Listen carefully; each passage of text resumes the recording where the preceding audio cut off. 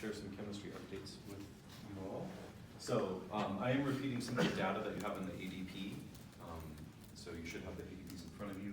The major accomplishments for the chemistry department, I think, are a few here. So program growth is a major one, largely indicated by the increase in sections that we've offered over the past 5 years. And that's really been an explosive growth. About 32% in courses offered over the last 5 years. And that is significant, I believe. And with that growth, we haven't really seen much of a change in our success rate. This is just the overall success rate. Retention is still strong, but fill rate is significant. So on average, we're hovering around 100% fill rate, and that's unprecedented in the college. I think we are #1 there. Maybe Stats has us beat. And also, relatively few achievement gaps. I'll point out a couple, we'll address that later.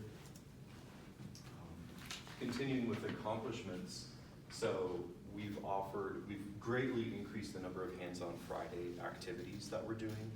So this is a method of outreach and a way to address those achievement gaps. In the past 3 semesters, or 3 semesters ago, 1 year ago, we launched the viticulture program. So there's the degree associated with that. And in the past 3 semesters, we've now offered 6 new courses with great productivity there. I think a strong, yes please. I think a strong or a value of the chemistry department is teaching chemistry in an interdisciplinary way. And so our collaborations with the Makerspace are what utilize that. We have a shared interest across the Makerspace. They're teaching things interdisciplinarily. And so that's born with the, oh my goodness. Through the, yeah, I knew it. I'm glad I can help.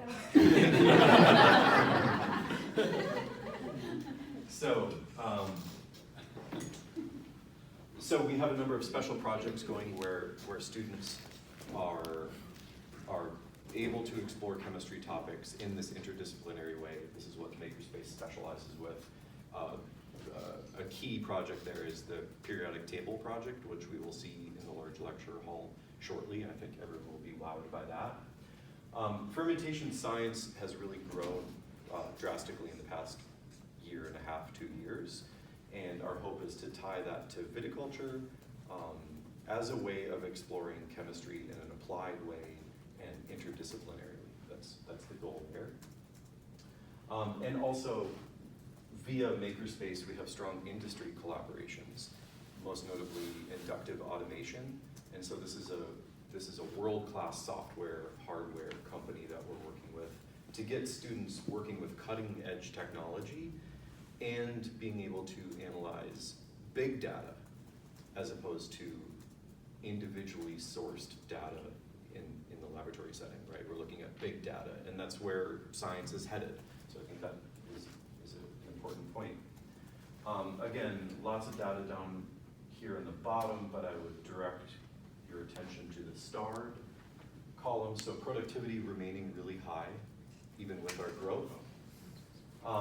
But also adjunct FTE is too high.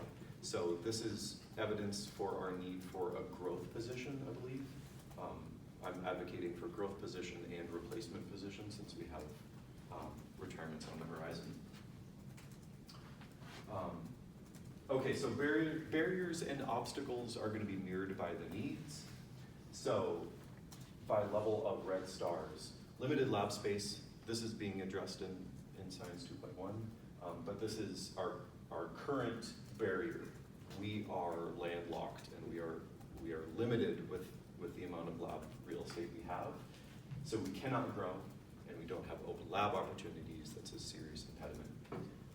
Insufficient budget. So with this growth in sections that we've seen over the past 5 years, we expect nearly commensurate budget increase and haven't gotten that. It's been a flat budget. So even though we're operating, we are losing out on a lot of opportunities by having a flat budget there. 3 stars. So the chemistry department strongly believes that we are severely understaffed with lab tech positions. This has multiple implications, safety concerns. We need someone qualified in lab at night. It's obviously a workload issue, as evidenced by the fact that our nearest size sister school, CRC, has 9 lab tech positions. We have 3. There's huge disparity there. It's undeniable. And so that's an obvious workload issue. And the result of this is that it stifles our growth and innovation. We're not allowed to do all the cool, amazing things that we could be doing. Lab techs are the backbone of our department. We need to be fully staffed if we're going to be the greatest chemistry department that we can be.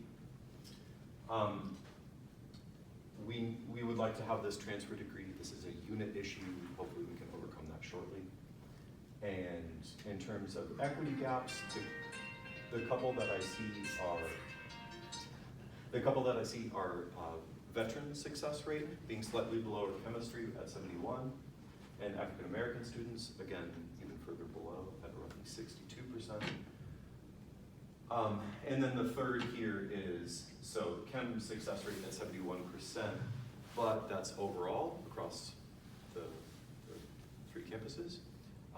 Main campus is dropping. Our success rate is dropping over the past 5 years, about 15% over the past 5 years. And so I attribute that to the fact that we are growing on main campus. We're not growing at the centers. And here we see that not having the full-time faculty, not having lab tech staffing, not having the base budget, that's an obvious correlation there.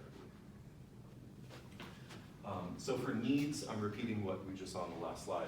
The needs are the additional lab space. We absolutely need full-time laboratory technicians dedicated to chemistry, more than one as we move into Science 2.1, and new faculty hires, both growth and replacement. I think that we need a base budget increase. We are still being very efficient with our money. We're looking at the cost per student. We started to total these values. And some of our courses, we're operating at $17 per student per course. And they're not all that low, but our Chem 305, which is our most populated course, we're being very frugal. And so we need to address that. I think that we need an increased financial support and institutionalization of the tutoring center, science center, and hands-on event, because that's where we can address our equity gaps. The thing that I'm pulling out of the slow assessments is that our students are largely lacking laboratory acumen, and I think with an increased base budget and equipment budget so that we can address our aging equipment,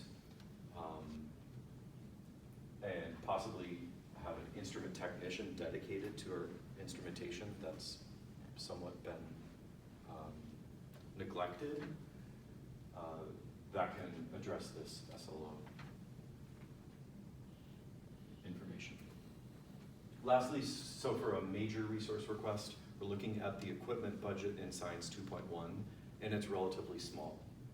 And so if we are going to equip this new science building, that is absolutely going to be a major resource request to get that done. Okay, that's the end of my presentation. I'm happy to take Thank you. We've got a little bit of time if anybody has any questions for Max in the chemistry department. Yeah, I have a question. So first of all, thank you. So I really appreciate the data that you demonstrated, that you really thought through the data, you looked at it, you're using it, and not just the enrollment data, but your SLO data as well. So I really want to give you kudos for all the work that you're doing with that, and the success rates, and all the things that you're doing despite the challenges that you mentioned.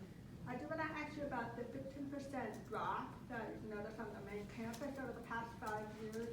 Can you talk a little bit about what collaboration you've done with the Science Skills Center in terms of trying to provide, as enrollments are expanded, you might not be able to help each student individually, but partnering with the Science Skills Center, has that been a resource that has been helpful? Yeah, we need to do more of that. What we've done so far is, so we've sent roughly 100 students, I believe, to the Indus courses, and those are incredibly useful for our students.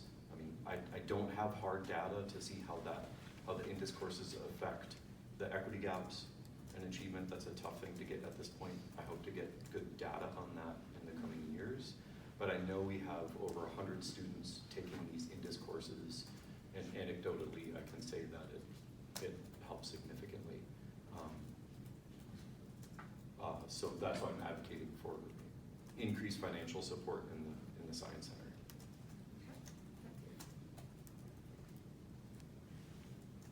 Thank you so much, Max. That was awesome. Thank you.